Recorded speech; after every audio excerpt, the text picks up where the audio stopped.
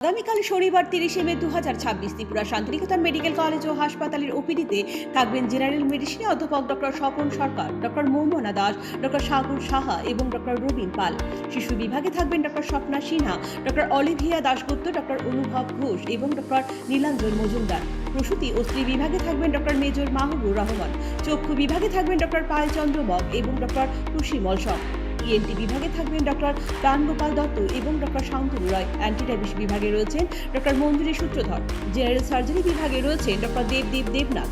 Dental বিভাগে থাকছেন doctor তেজস্বিতা আচার্য। Orthopaedic বিভাগে রয়েছেন ডক্টর নবারুণ দেবনাথ এবং ডক্টর কীর্তিমান সাহা। ফিজিওথেরাপিতে থাকবেন অরিন্দম বিশ্বাস এবং শ্রীমা সাহা। শান্তিনিকেতন মেডিকেল কলেজ ও হাসপাতালের ওপিডির পাশাপাশি আইপিডি বিভাগও চালু রয়েছে। আইপিডি বিভাগে আয়ুষ্মান ভারত পরিষেবার সুযোগও উপলব্ধ রয়েছে।